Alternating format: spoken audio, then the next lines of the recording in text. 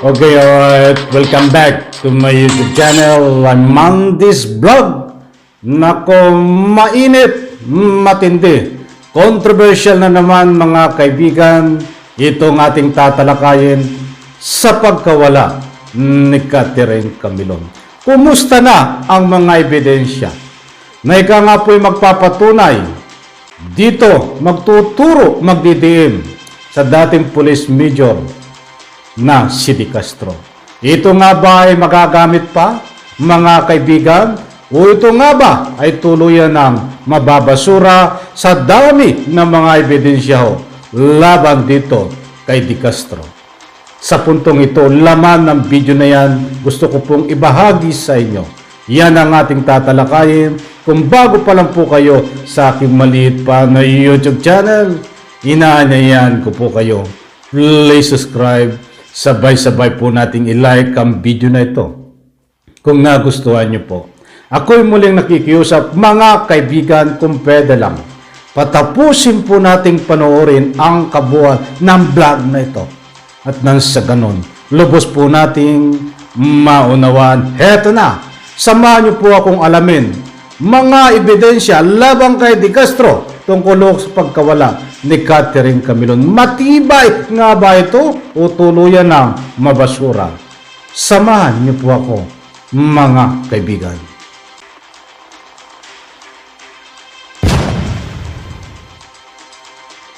Pakita na may ugnayan talaga. Through the affidavit of yung best friend ni Catherine, na nagbigay sa atin ng mga salaysay, may nakuha din tayo mga pictures, and yun nga po, yung every time na nagkakaroon yung ng problema, si Major De Castro at si Carmen, siya ang napaghinga ng kumbaga kwento niya dito sa kanyang best friend. So, at supported by the mga pictures. So, yun po yung isa sa mga naging natin, kumbaga ebidensya natin. Yan po ay in-announce po ng ating regional director yung dismissal order nito nga pong si Police Major Alan De Castro. Ito po ay may kinalaman po doon sa kanyang pong kaso. Ito po yung conduct unbecoming. Ito po yung regarding doon sa extramarital affair niya with Miss Catherine Camilon. Ibig sabihin mo, napatunayan po natin na meron talaga sa extramarital. Yes, after extensive investigation po, tunayan natin na totoo nga pong may relasyon siya dito po sa ating missing person. Pero dinidismiss siya, ano magiging, di ba under custody niya? Yes. Ano po mangyayari? Because of the dismissal order, so tatanggalin na natin siya sa custodian natin. So, ito, isa lamang ito sa dalawa niyang admin case. So, dito sa amin, ito ay hawak natin at ito nga nagkaroon na siya ng dismissal order. So, yung isa pang admin case niya ay yung national ES naman po ang hawak. So, when it comes to this case, yung conduct unbecoming, dismiss na po siya dito. Aalis na siya rito?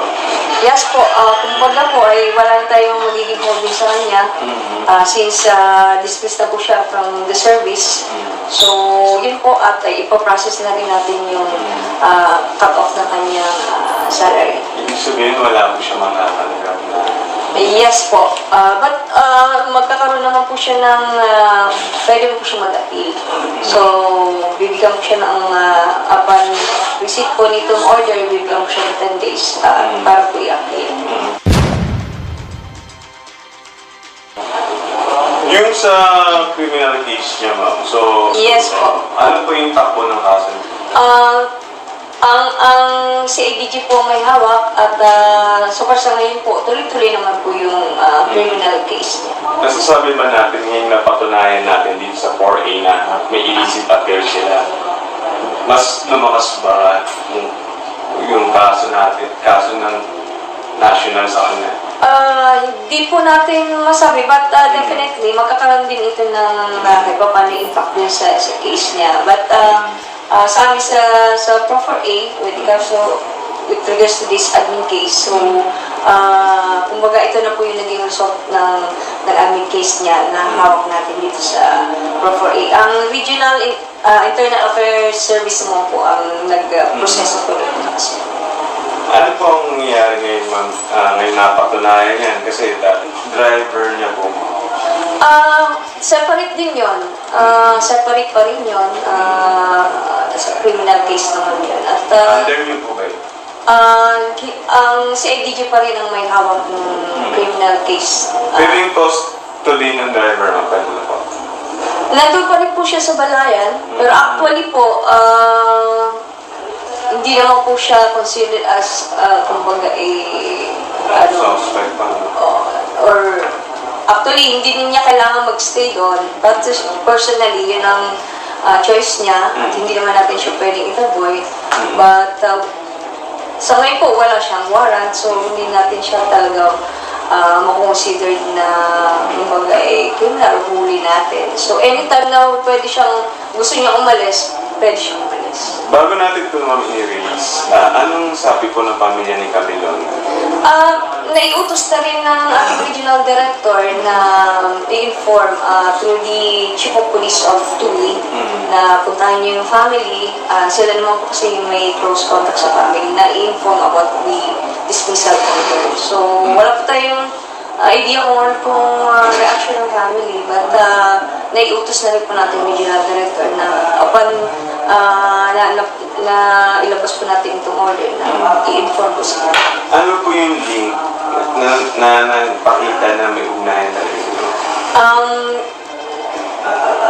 Through the affidavit of yung best friend ni Catherine na nagbigay sa atin ng mga salaysay, may nakuha din tayo mga pictures, and yun nga po, yung every time na nagkakaroon yung ng problema, si Major De Castro at si Carne, siya ang napaghihinga ng kumbaga kwento niya dito sa kanyang best friend. So, at supported by the mga pictures. So, yun po yung isa sa mga naging natin, kumbaga ebidensya natin.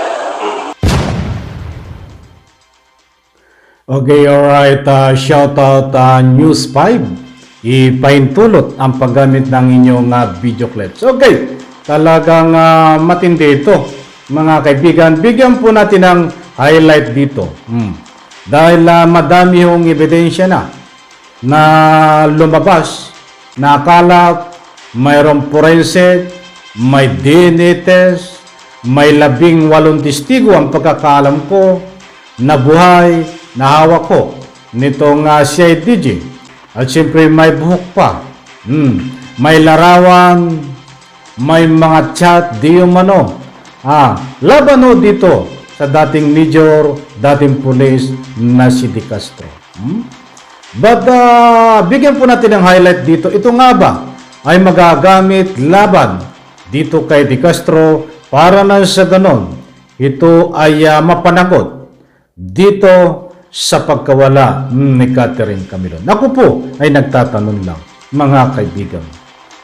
Sapagkat pansinin po natin, marami ang nagsasabi, mga mahal nating netizen, na ito daw di umano ay malulusaw ng kaso. Ibig sabihin, hindi magkakaroon ng justice. Ay nire-respeto ko po ang inyong mga public opinion, lalong-lalo na dito sa bawat upload ko na nagbibigay ho ng kanilang public opinion.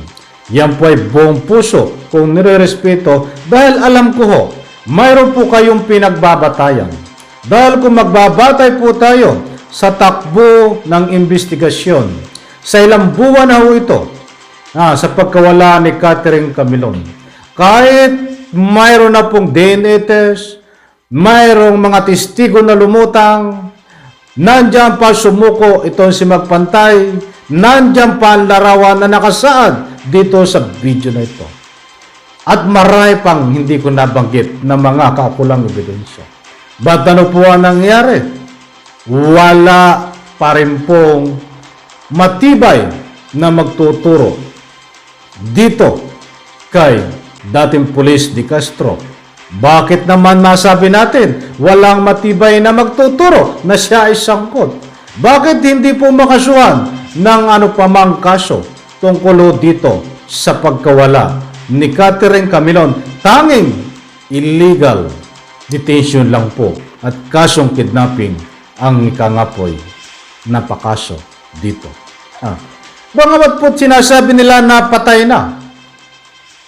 Eh malabo pa rin po eh. Kaya doon pumapasok yung maraming malabo mga kaibigan. Katulad dito, pansinin nyo po, hindi po tayo nagmamarunong. Hindi po tayo, ika nga po ay nag-aalam-alaman.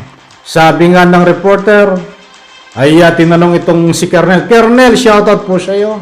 Sabi niya, kumusta naman ang kaso nito labang kay De Castro? Ang sabi ni Kernel, sabi ng reporter, ito ba ay may tuturing nating matibay ang kaso? Ibig sabihin ay pwede bang maparusahan? Ang sagot ni Kernel ay hindi siya makasagot ng diretso. Hindi masabing matibay. Ganyan ho. Kapag mayroon kayong pag-alinlangan, lalo na, ito ay kapwa nyo pulis, ay hindi kayo makasagot ng diretso.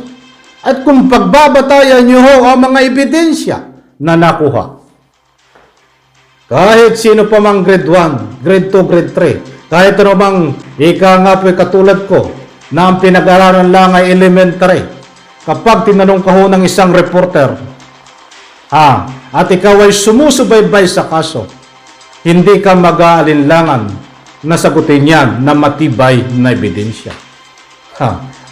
Kahit ako tanongin nyo, pag tinanong ako, ano sasabihin ko? Diretsahan taas no, matibay ang ebidensya. Laban ho, dito kay Police Major.